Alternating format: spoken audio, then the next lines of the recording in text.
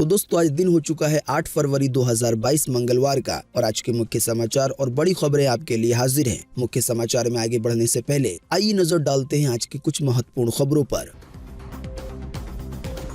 Social media के दो बड़े प्लेटफॉर्म को लेकर आई है बड़ी खबर। जल्दी कई हिस्सों में बंद हो सकता है फेसबुक और इंस्टाग्राम।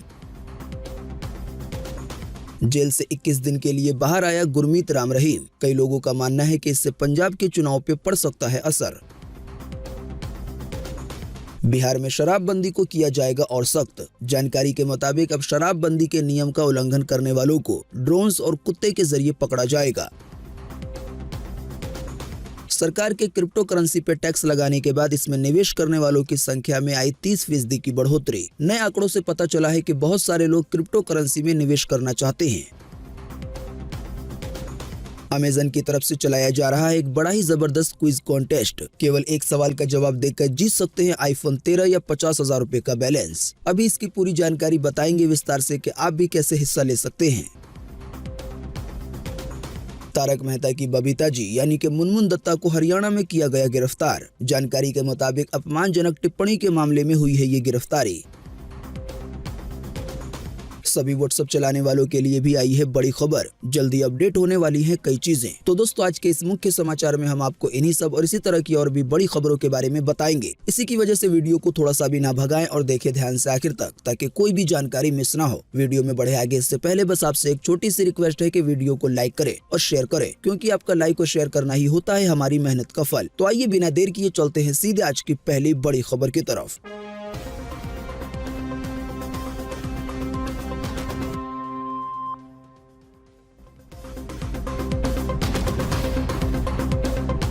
आई है बड़ी खबर। बंद होने वाला है फेसबुक और इंस्टाग्राम। आइए बताएं क्या है पूरा मामला। जी हां, फेसबुक और इंस्टाग्राम यूजर्स के लिए बड़ी खबर है। अगर आप भी फेसबुक और इंस्टाग्राम का इस्तेमाल करते हैं तो आपको बता दें कंपनी ने एक बड़ा फैसला लिया है, जिसमें इन दोनों सोशल मीडिया प्लेटफॉर्म यानी कि फेसबुक और इंस्टाग्राम को बंद करने की बात सामने आई है। जानकारी के मुताबिक मेटा यानी कि फेसबुक ने बताया है कि दूसरे देशों के साथ यूरोपीय यूजर्स के डेटा को शेयर करने की परमिशन नहीं है, जिसकी वजह से उनको अपनी सर्विसेज देना बंद करना पड़ सकता है। अगर फेसबुक कंपनी को डेटा शेयर नहीं करने दिया जाता है तो उसके फेसबुक यानी कि मेटा की सर्विसेज प्रभावित हो सकती हैं। आपको बता दें यूजर के डेटा के ही आधार पर फेसबुक अपने यूजर को एडवर्टाइजमेंट दिखाता है और इस तरह से कंपनी की कमाई होती है। दरअसल बात यह है कि यूरोप में एक कानून लाया गया है जिसके तहत फेसबुक कंपनी यूजर के डेटा को शेयर नहीं कर सकती। साथ ही यूरोप के कानून के मुताबिक सभी डेटा को यूरोप में ही रखना होगा। हालांकि फेसबुक की तरफ से यूरोप के कानून को बदलने की मांग की गई है। आसान सी भाषा में कहें तो अगर फेसबुक की ये मांग नहीं मानी जाती है और फेसबुक अगर अपने यूजर का डेटा शेयर नहीं कर पाएगा तो वो अपने यूजर को सही से ऐड नहीं दिखा सकता। इसी की वजह से कहा जा रहा है ऐसा हो सकता है आने वाले दिनों में यूरोप के लोग फेसबुक और इंस्टाग्राम प्लेटफॉर्म का इस्तेमाल नहीं कर पाएंगे, क्योंकि फेसबुक अपनी सर्विसेज को इन जगहों पे बंद कर सकता है। जाहिर सी बात है फेसबुक को लेकर इस तरह का कानून जो भी देश लाएंगे तो वहाँ पे इसी तरह की सिचुएशन हो सकती है।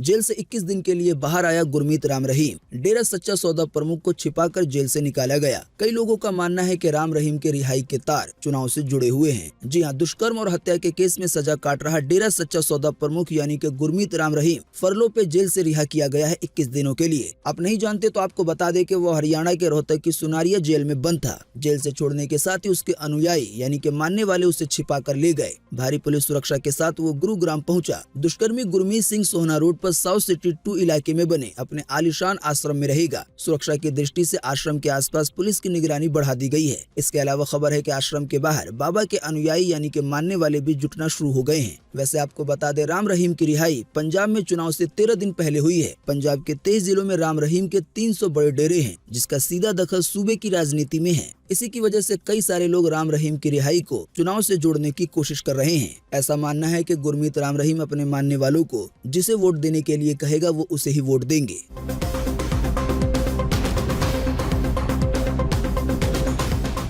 बिहार में शराबबंदी को सफल बनाने के लिए अब ड्रोन और कुत्ते इस्तेमाल किए जाएंगे। आइए बताएं क्या है बिहार के मुख्यमंत्री का प्लान। जी हां, बिहार के मुख्यमंत्री नीतीश कुमार पिछले काफी समय से शराबबंदी के अपने फैसले को बरकरार रखने के मुद्दे पर कई राजनीतिक हस्तियों की तरफ से घिरे हुए हैं। दरअसल हाल ही में बिहार के कई शहरों में अवैध शराब पीकर लोगों की मौत होने की बात सामने आई है। इसे लेकर विपक्ष लगातार नीतीश सरकार पे हमला कर रही है। ताजा जानकारी के मुताबिक अब इसी के बीच नीतीश सरकार ने शराबबंदी को सफल बनाने के लिए जो योजना बनाई है उनमें ड्रोन्स और कुत्ते इस्तेमाल किए जाएंगे। आसान सी भाषा में कहें तो जो भी शराबबंदी के नियमों को तोड़ेगा उसको पकड़ने के लिए ट्रेंड कुत्तों और ड्रोन्स का इस्तेमाल किया जाएगा। वैसे आपको बता दें, फिलहाल इन सभी चीजों को अमल में लाए जाने पे विचार किया जा रहा है।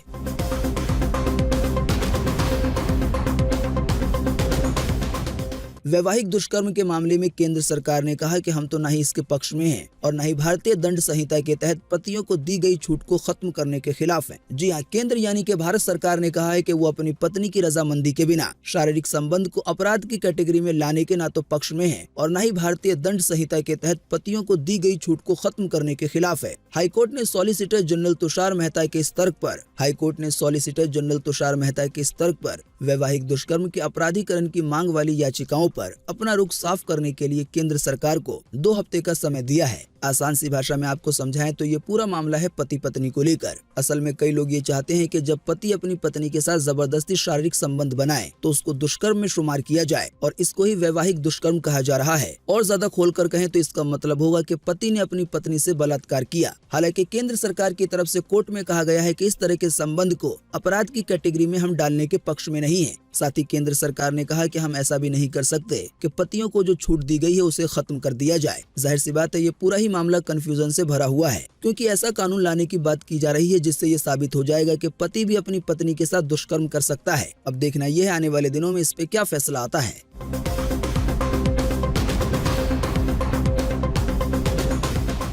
क्रिप्टो करेंसी पे टैक्स के प्रस्ताव के बाद क्रिप्टो के ग्राहकों में आया है 30% का उछाल। जी हां, क्रिप्टो करेंसी पे बजट में टैक्स का फैसला होने के बाद इसके ग्राहकों में तेजी से बढ़त देखी गई है। वैसे आप नहीं जानते हैं तो आपको बता दें, 1 फरवरी को वित्त मंत्री निर्मला सीतारमण की तरफ से कहा गया कि क्रिप्टो करेंसी से जो भी कमाई होगी तो उस पर 30% का टैक्स देना होगा। साथ ही में 1% का TDS भी लग सकता है। फिलहाल की ताजा जो जानकारी आई है उसके मुताबिक भारत में क्रिप्टो प्लेटफॉर्म पे बजट के दिन ग्राहकों के साइन अप में 30 से 50% की बढ़ोतरी देखी गई। यानी जिन ऐप के जरिए बिटकॉइन वगैरह को खरीदा जाता है वहाँ पे टैक्स का ऐलान होने के बाद यूजर के साइन अप होने की संख्या में 30 से 50% की बढ़ोतरी देखी गई है। दरअसल बात यह है कि कई सारे लोगों का ये मानना है कि क्रिप्टो करेंसी पे टैक्स लगने के बाद ये भारत में कारोबार के रूप में पूरी तरह से लीगल हो गया है। क्रिप्टो करेंसी से हुई कमाई पे 30% का टैक्स देना होगा। इसके बावजूद भी बहुत सारे लोग चाहते हैं क्रिप्टो करेंसी में निवेश करना। इसका कारण है केवल एक कि इसके दाम बहुत तेजी से ऊपर या नीचे जाते हैं। आइए आपको अगली खबर में बताते हैं क्रिप्टो करेंसी के प्राइस अपडेट।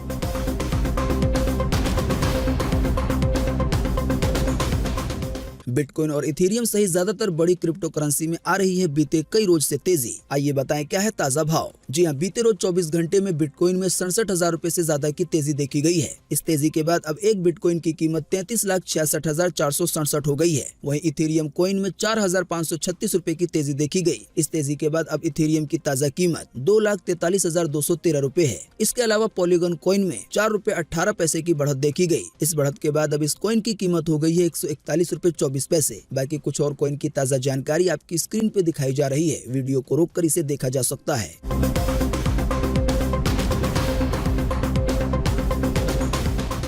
अमेजन पर एक आसान से सवाल का जवाब देकर जीत सकते हैं iPhone 13 या 50,000 रुपए का बैलेंस भी। जी हाँ, Amazon India Valentine day celebration पे कई क्विज कॉन्टेस्ट कर रहा है जिसमें आप कैश प्राइज से लेकर iPhone 13 तक जीत सकते हैं। फिलहाल अमेजन इंडिया की तरफ से जो कॉन्टेस्ट चलाया जा रहा है उसमें यूजर से केवल एक सवाल पूछा जाता है। इसका सही उत्तर देने वाले कई यूजर्स को छोटे से लेकर बड़े इनाम मिल सकते हैं। आपकी जानकारी के लिए बता दें कि ये क्विज कॉन्टेस्ट 1 फरवरी से लेकर 28 फरवरी 2022 तक चलेगा। जो भी जीतने वाले यूजर होंगे उनकी घोषणा प्रतियोगिता के बाद की जाएगी। वैसे आपको बता दें, कॉन्टेस्ट में हिस्सा लेने के लिए आपकी उम्र कम से कम 18 साल होनी चाहिए। साथ ही में आपके पास कोई वैलिड प्रमाण पत्र होना चाहिए जैसे कि आधार कार्ड या ड्राइविंग लाइसेंस वगैरह। साथ ही आपको बता दें, इस क्विज में आप हिस्सा ले सकते हैं मोबाइल फोन का इस्तेमाल करके, क्योंकि अमेजन के डेस्कटॉप वाले वर्जन में आपको फन जोन का सेक्शन नहीं मिलेगा और जिस कॉन्टेस्ट की अभी हमने आपको जानकारी दी है ये आपको फन जोन में ही मिलेगा। ज्यादा परेशानी वाली बात नहीं है। आपको अपने मोबाइल फोन के अमेजन ऐप में जाना है। ऐप में अंदर जाने के बाद आपको एक फन जोन का सेक्शन दिखाई देगा। इसी के अंदर कई तरह के कॉन्टेस्ट चलते रहते हैं।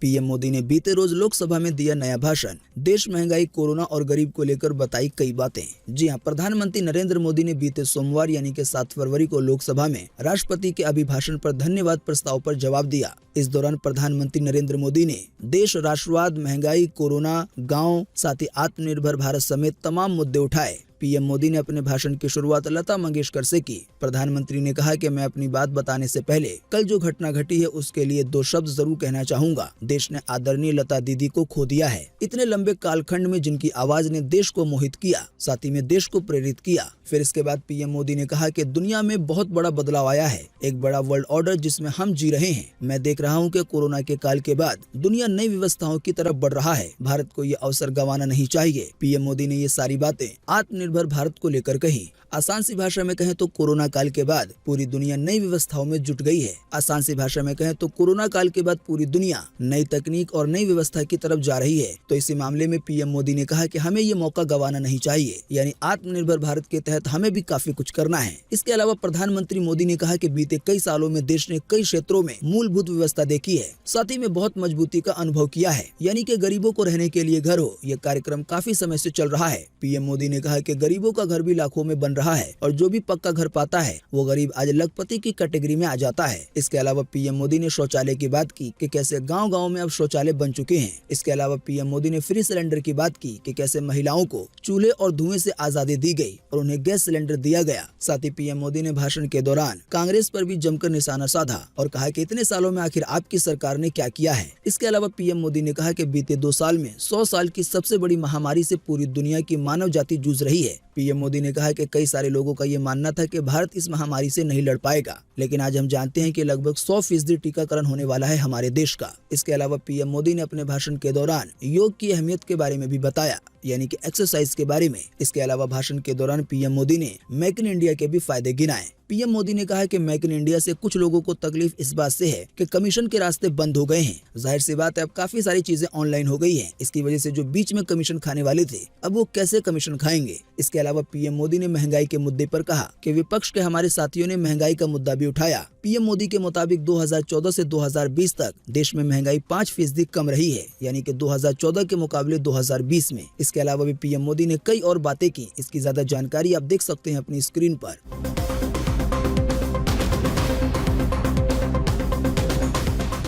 छात्रों के विरोध प्रदर्शन के बाद रेलवे की परीक्षाओं को लेकर रेल मंत्री अश्विनी वैष्णव का आया है नया बयान। जी हां, रेलवे की परीक्षाओं को लेकर छात्रों के विरोध प्रदर्शन के बाद रेल मंत्री अश्विनी वैष्णव ने बीते सोमवार को कहा कि भविष्य में रेल परीक्षाएं बेहतर और व्यवस्थित तरीके से आयोजित की जाएंगी। साथ ही उन्होंने कहा कि प्रदर्शनकारियों की शिकायत रेलवे भर्ती की प्रक्रिया को लेकर है। इस मामले में अश्विनी ने कहा कि भविष्य में रेलवे की परीक्षाएं और ज्यादा व्यवस्थित ढंग से आयोजित की जाएंगी, जिस पर अभी काम चल रहा है, और आने वाले समय में छात्रों को परीक्षा प्रक्रिया से लेकर कोई शिकायत नहीं होगी। वैसे आप नहीं जानते हैं तो आपको बता दें कि एनटीपीसी और लेवल 1 की परीक्षाओं में काफी विद्यार्थियों ने शिकायत की थी कि जो रिजल्ट आ रहा है, जो कट ऑफ आ रही है, वो सही नहीं है।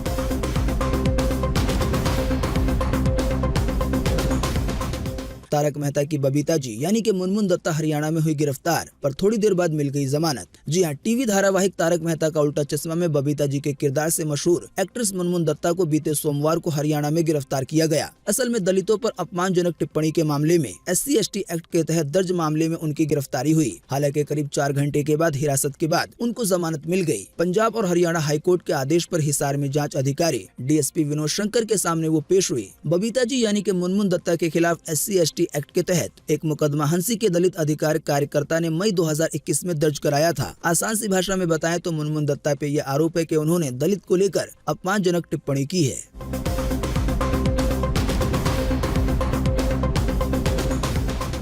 लता मंगेशकर का आखिरी वीडियो आया सामने। अस्पताल में 2 महिलाओं के सहारे चलती दिखाई दे रही हैं। जी हां, भारत रत्न स्वर कोकिला लता मंगेशकर का 92 साल की उम्र में बीते रविवार को निधन हो गया। आपको बता दें, उनके निधन के एक दिन के बाद सोशल मीडिया पे एक वीडियो बड़ी तेजी से वायरल हो रहा है। दावा किया जा रहा है कि ये वीडियो तब का है जब उन्हें पिछले महीने हॉस्पिटल में एडमिट करवाया गया था। हालांकि वीडियो की पुष्टि नहीं की गई है भास्कर की तरफ से। वीडियो में लता जी काफी कमजोर नजर आ रही है और 2 महिलाओं के सहारे चहलकदमी कर रही है।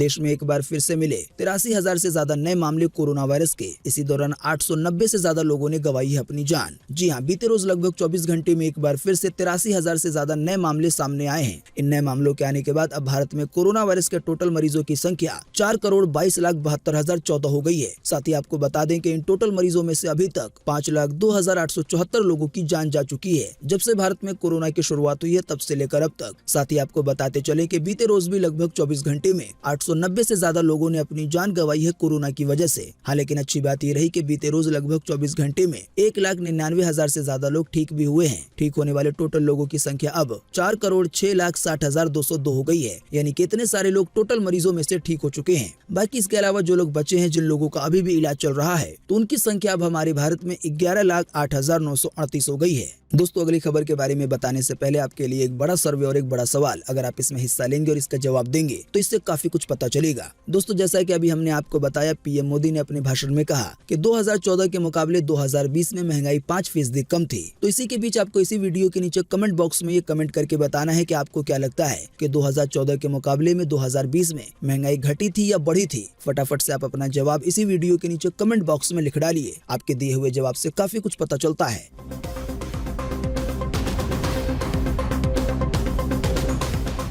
आज 8 फरवरी को पूरे देश में ये रहेगा मौसम का हाल। मौसम विभाग ने जारी किया है मौसम का पूर्वानुमान। जी हां, मौसम विभाग के अनुसार अगले 24 घंटे के दौरान, यानी कि आज 8 फरवरी को गिलगित बल्टिस्तान में, मुजफ्फराबाद में, लद्दाख में, जम्मू कश्मीर में और हिमाचल प्रदेश में, साथ ही में उत्तराखंड के अलग अलग हिस्सों में हल्की से मध्यम बारिश की संभावना है। इसके अलावा बर्फबारी की भी संभावना जताई गई है। साथ ही आज 8 फरवरी को हरियाणा में, उत्तरी राजस्थान के कुछ हिस्सों में और पंजाब के भी अलग अलग हिस्सों में हल्की बारिश की संभावना है। इसके अलावा कल 9 फरवरी को पंजाब, हरियाणा, दिल्ली, पश्चिमी उत्तर प्रदेश और उत्तरी राजस्थान के भी अलग अलग हिस्सों में हल्की बारिश की संभावना जताई गई है। इसके अलावा बिहार में, झारखंड में और छत्तीसगढ़ के लिए भी आज हल्की बारिश की संभावना है। मौसम की ये जानकारी थी स्काईमेट वेदर की तरफ से।